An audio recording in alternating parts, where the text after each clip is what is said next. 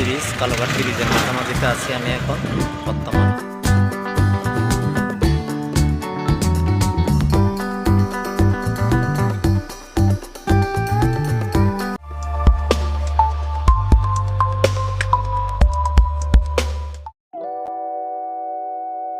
আসসালামু আলাইকুম প্রিয় দর্শক, আমি খুরশেদ। আজকে আমি এসেছি চট্টগ্রামের একটি ঐতিহাসিক স্থানে, কালুরঘাট ব্রিজে। এটি শুধু একটি রেল ও সড়ক সেতুই নয়, চট্টগ্রামের ইতিহাস, সৃষ্টি আর গর্বের প্রতীক। চলুন ঘুরে দেখি এই ব্রিজের আশেপাশের দৃশ্য আর জেনে নিই কিছু চমৎকার তথ্য। ঐতিহাসিক যুগ থেকে কর্ণফুলী নদীর পারাপারে এই স্থানটি পরিচিত ছিল কালুরঘাট নামে। পরে 1930 সালে ব্রিটিশ শাসনামলে এখানে নির্মিত হয় রেল সেতু। স্থানীয়দের মুখে মুখে এই সেতুটি পরিচিত কালুরঘাটের ফুল নামে।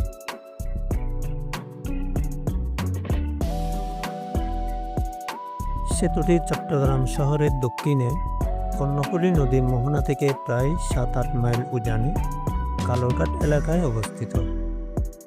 দীর্ঘ 90 বছরেরও বেশি সময় ধরে এই সেতুটি কর্ণফুলী নদীর দুই পার চট্টগ্রামের উত্তর ও দক্ষিণাংশকে যুক্ত করে রেখেছে। একসময় এটাই ছিল দক্ষিণ চট্টগ্রামের একমাত্র সংযোগ মাধ্যম। শাহ আমানত সেতুর আগ পর্যন্ত একে বলা হতো দক্ষিণ চট্টগ্রামের প্রবেশদ্বার। 1971 সালের মুক্তিযুদ্ধে কালুরঘাটের নাম উঠে আসে বীরত্বের ইতিহাসে। কালুরঘাট বেতার কেন্দ্র, যা পাশের বদ্দারহাট এলাকায় অবস্থিত হলেও পরিচিত পায় এই ব্রিজের নামে। সেই যুদ্ধের সময় সেতুর পশ্চিম ও উত্তর পাড়ে মুক্তিবাহিনী ও হানাদারের মধ্যে সংঘর্ষ হয়, যা আজও স্মরণীয় হয়ে আছে।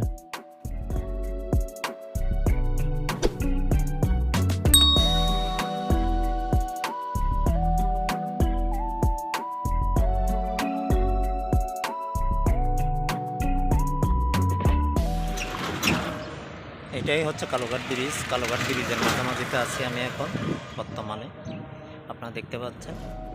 2001 সালেই এই সেতুকে ঝুঁকিপূর্ণ ঘোষণা করা হয়েছিল। 2011 সালে বুয়েটের একদল গবেষকও তা পুনরায় নিশ্চিত করে। তবু প্রতিদিন হাজারো মানুষ আর যানবাহন এই সেতু ব্যবহার করে ঝুঁকি নিয়ে।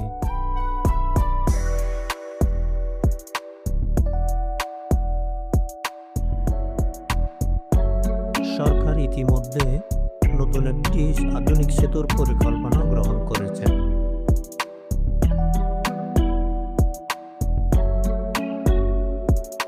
নতুন ব্রিজ চালু হলে এই অঞ্চলে যাতায়াতে আসবে বড় পরিবর্তন। কালুরঘাট সেতু শুধু একটি যাতায়াত মাধ্যম নয়, এটি ইতিহাসের স্মারক, মুক্তিযুদ্ধের সাক্ষ্য।